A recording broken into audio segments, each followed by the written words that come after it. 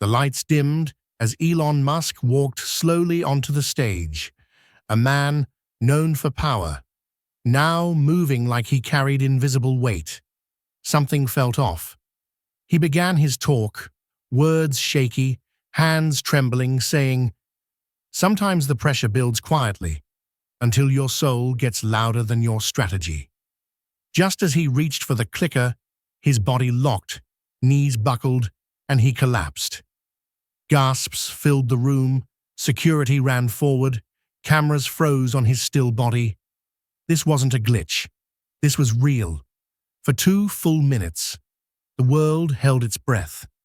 Tesla's CEO, the man who conquered space, was silent. Paramedics rushed in, but Elon blinked, waved them off, stood slowly, and whispered into the mic, "Don't panic, I finally surrendered." The crowd stared in stunned confusion. Elon looked different. Tired, yes, but lighter. "I've been carrying too much," he said. "Success, silence, pain. Today it collapsed me, but maybe it also released me." Reporters were speechless. No script, no PR spin. Just a man breaking publicly. And that breakdown became the beginning of something far bigger. Elon didn't leave the stage. He sat down instead. No flashy exit, no commercial cutaway, just breath, heartbeat, presence. "I've never passed out in public before," he admitted, "but I think God needed me to stop so I could finally speak." The audience didn't clap. They didn't need to. It wasn't a show. It was a reckoning. "I spent years mastering control," he said, "but I forgot how to feel." His voice cracked as he added, "Sometimes the smartest thing you can do is fall." Paramedics stood by, but Elon waved them off again, saying, "This is the safest I've felt in years, not because I'm fine, but because I'm finally honest." Tweets exploded. "Musk is having a moment. Is this a breakdown or a breakthrough?" But Elon didn't care about commentary. He cared about the quiet. "I don't want applause," he whispered. "I want peace." And in that stillness, the world saw a man finally take off his armor. Elon stared into the lights above and said, "I used to think faith was weakness, but now I think it's the only thing that hasn't failed me." Murmurs rippled through the crowd. Did Elon Musk just mention faith? "I prayed," he continued. "Not because I'm religious, but because nothing else worked. I prayed like a man lost in the ocean." He smiled softly, adding, "And somehow, the waves held me." This wasn't a TED Talk anymore. It was a testimony. "I've tried every method," he went on, meditation, optimization, control, but nothing healed the fear underneath. Then one night, I just said, 'God, if you're real, help me.' And something answered, not with words, but with warmth." He paused. "It wasn't science, it wasn't logic, it was peace. And peace doesn't lie." People cried, some tweeted, others just watched in reverent silence. Elon didn't collapse from failure. He collapsed from finally feeling everything he avoided. At first, the crowd didn't know how to respond. Some expected a reset, a joke, a pivot back to AI. But Elon stayed with the roar, saying, "This isn't about rockets. This is about resurrection." Someone from the back yelled, "We're with you." And Elon smiled, "Thanks, I'm finally with me too." Camera crews captured every moment. But for once, the moment didn't belong to them. "This isn't about brands," Elon continued. "It's about being brave enough to break." A young woman in the front row cried openly, and Elon nodded. That's what truth does. It makes room for release. The energy in the room shifted. No longer a tech summit, it felt like church. Elon took off his mic, saying, "I'll speak without amplification. Maybe we've all been too loud anyway." He stepped closer to the edge, adding, "If you're hurting, I promise. So am I, and maybe that's okay." And in that vulnerability, connection bloomed. By the time the conference ended, young Elon breaks and Musk moment were trending globally. Influencers analyzed the speech saying, "We witnessed history, not of innovation, but of identity." Pastors, therapists, and spiritual leaders reposted his confession, noting, "This is what healing looks like when it's unfiltered." Elon didn't retweet. He unplugged. And for the first time in years, he went dark. No posts, no press. "Let the moment breathe," he texted his team. "Don't monetize what was meant to mend." Memes flooded the web. Some joked, some honored, but underneath it all, people felt. "I collapsed too," one father wrote. "Not on stage, but at my kid's funeral. Musk made me feel less ashamed." Elon had always gone viral for ideas, but now he went viral for humanity, not for what he created, but for what he surrendered. And in that surrender, millions found the courage to feel again. Elon didn't return to the office the next day. He went for a walk, no destination, just silence, gravel, and birds. "I woke up feeling free," he told a friend. "Not better, but freer." He reread his journal. "I want peace more than progress, and I'll give up the world to get it." A call came from a spiritual leader saying, "You don't have to name him, but what you met on that stage." That was God. Elon didn't argue. He just exhaled. Later that day, he posted just 3 words: "I feel everything," and the internet broke again. Emails flooded in. Not business, not press, just strangers sharing pain and gratitude, and Elon read every single one. "I used to delete feelings," he said. "Now, I archive them like sacred code." And that day, he didn't innovate. He healed. Elon wrote an open letter, not to fans, not to investors, but to himself. "Dear Elon, you were always strong, but today, you became honest. And that's the real miracle." He wrote about failure, pride, how his heart ached more than his back ever had, noting, "You chased perfection, but peace was never in the chase." He printed it, folded it, and placed it in a Bible he hadn't opened since childhood, writing, "Faith isn't foolish, it's finding grace where I thought only data lived." His staff saw the change. Softer eyes, slower steps, a man in progress. The letter ended with, "You don't need to lead the world anymore, just learn how to be whole in it." And he read it every morning, slowly learning how to return to Earth as the man who once conquered the cosmos. Elon visited his childhood home. Quiet, no cameras, just a man tracing memory with barefoot steps, sitting in the room where he once dreamed of Mars, now dreaming of meaning. "I was always reaching for the sky," he said, "but I forgot the heavens start here." He found an old Bible his mother gave him, dusty, marked, with a note inside. "When logic ends, love begins." He cried for the first time in that house since he was 9, whispering, "Home isn't a place, it's a piece you carry when you stop proving." That visit changed him. Not because it was nostalgic, but because it was necessary. He stayed overnight. No phone, no signal, just soul. "I met the old me," he told his brother, "and I forgave him." And with that forgiveness, he started building a new future on faith. Elon returned to the public eye with a sentence: "Power is not control. It's compassion under pressure." Conferences asked him to speak again, but he said no, instead asking to listen, saying, "Let others speak, let me learn."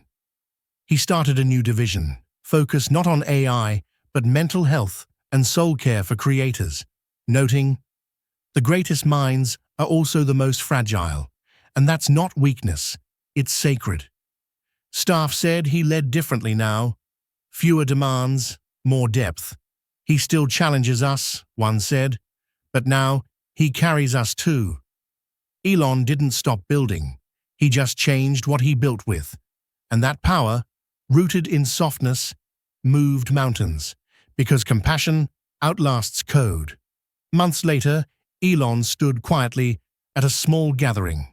No screens, no slides, just truth, saying, "I once tried to save the world by outsmarting it. Now I'm learning to serve it by outfeeling it." His voice was calm, not weak, but wise.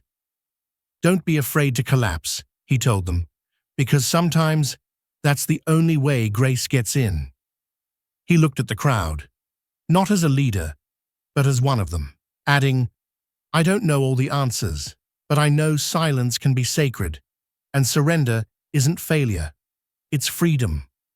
That talk wasn't live-streamed, but clips of it reached millions, not because it was dramatic, but because it was divine. Elon's collapse didn't mark an end. It marked the beginning of a new kind of leader, one who finally let go and let something higher carry the rest. Elon stood alone in a chapel at sunrise, no one around, and whispered a prayer. "I don't know how to do this, but I trust you." It wasn't eloquent, it wasn't planned, it was real, and that made it holy. "Help me be who I was afraid to become," he continued. "Help me lose the mask without losing the mission." He didn't ask for success, he asked for surrender, and in that moment, he felt peace. Not like a force, but like a hand on his shoulder. He hadn't spoken God's name in decades, but now he said it softly, "God, thank you for breaking me open." Elon's prayers were not loud, but they echoed louder than any launch. He walked out, not as a man saved, but as a man willing to seek, and seeking is sometimes the holiest thing a heart can do. That prayer changed the course of everything. Elon sat with his son X, who looked up and asked, "Were you scared, Dad?" Elon nodded, but something bigger held me. "Was it God?"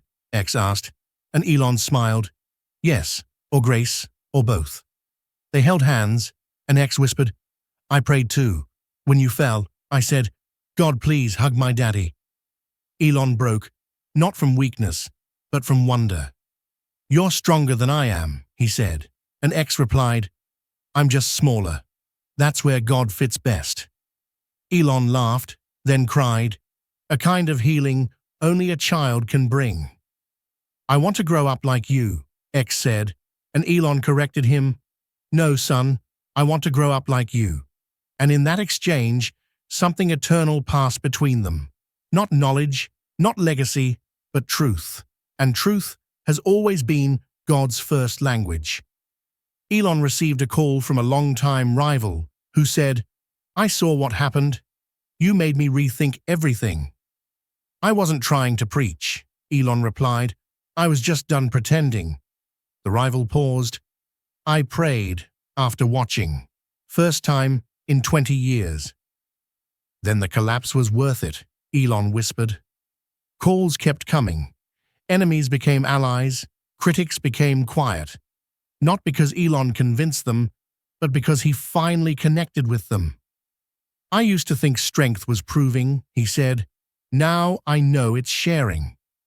He wasn't trying to win people anymore. He was trying to walk with them. And that walk was crowded with those also carrying hidden collapse. But now, they didn't have to collapse alone. A handwritten letter arrived, no name, just words. "I had a rope around my neck. Then I saw you fall and speak. That night, I stayed." Elon folded the letter, tears falling onto the ink. "You're not saving the world," the letter ended. "You're reminding it how to breathe." He placed the letter on his desk, beside his first SpaceX blueprint, saying, "Both were about reaching heights, but one saved a soul." That letter became his favorite thing he owned, not because of what it said, but because of who it saved. He read it every morning, not as motivation, but as mercy. "If my collapse saved one," he wrote in his journal, then may I keep breaking open. Some build towers, others build trust. Elon had started building both, and this time, with God as his architect. Elon cancelled all press for the year, saying, "Let the moment be sacred, not sold." He spent his days in quiet offices, journaling, praying, reading verses his mother once taught him. "You shall know the truth, and the truth shall set you free." I read it now with different eyes, he said, because I finally believe freedom isn't control, it's clarity. Investors were nervous, but profits soared. "He leads better now," one executive said, "because he leads from peace, not pressure." Elon began signing off emails with "In peace, Elon," and those 3 words changed the tone of the entire company. Behind the scenes, the man who built the future was learning how to live in the present, and the curtain no longer hid pressure. It revealed prayer. SpaceX launched a new mission, code-named Grace, dedicated to every soul who collapsed in silence. "This isn't just exploration," Elon said, "it's expression, that brokenness can still build." On the rocket side, a single word, mercy, and inside the capsule, his journal entry from that night. "May whoever finds this one day know, grace lives even in gravity." The launch was a success, but more than that, it felt sacred. Viewers cried, "This is the first time a rocket made me feel something holy." Elon watched with tears in his eyes, saying, "I used to escape Earth. Now I'm learning how to heal it." And the sky, once his goal, had now become his cathedral. A small, rural church emailed Tesla HQ. "We watched your moment. Our entire town prayed for you." Elon called the pastor personally, saying, "Thank you. You believed for me when I didn't." "Faith isn't built in buildings," the pastor replied. "It's built in breaking." They spoke for hours about God, collapse, and how the strongest hands are often open ones. Elon flew to visit the church quietly, no PR, just presence, sitting in a pew, alone, saying, "This feels like the safest place I've been in decades." He didn't speak from the stage. He wept at the altar, whispering, "God, I'm here, and I'm not running anymore." That church held him, not as a celebrity, but as a soul. And for Elon, that was the miracle. Elon began writing a new kind of message, public letters to leaders, artists, even critics. "If you're tired, it's okay to say so. You don't have to carry everything. There's someone who can carry you." The letters were never viral, but they were valuable. CEOs cried reading them. Soldiers kept them in helmets. Artists framed them. "I never thought Elon Musk would be the one to teach me how to rest," one said, but rest was now Elon's revolution. "Collapse isn't weakness," he repeated, "it's sacred pause." And that pause was spreading, not like a brand, like a blessing, because one man's surrender became the anthem for a weary world. On the anniversary of his collapse, Elon didn't host a summit. He walked into a hospice center, speaking with patients, holding hands, listening to their fears. "I fell once," he said, "and God picked me up. He'll pick you up too." No cameras, no sound bites, just heartbeats. A patient whispered, "You helped me live better in my last days." And Elon cried quietly. "I thought I was building for the next generation," he said, "but maybe I'm building for those taking their final steps." Grace knows no audience, and that day, neither did Elon. He returned home and lit a candle saying, "To the moment that broke me and built me." And in that flame, faith flickered brighter than ever, because time didn't erase that moment, it sanctified it. Elon took the stage again. A new summit, different tone, same truth, saying, "I once thought collapse meant failure. Now I believe it meant invitation." He wasn't shaking. He was steady. Not because he was strong, but because he was surrendered. God didn't fix me, he said. He found me. The crowd wept, not from sadness, but from resonance. This isn't about business anymore, Elon said. This is about becoming. He paused, then added, I collapsed once, and I'll never apologize for it, because that fall, that was my rise. The room stood in silent ovation, not for a mogul, but for a man reborn. The collapse saved me, he closed, and maybe it can save you too. And with that, Elon Musk stepped off stage, not as a billionaire, but as a believer.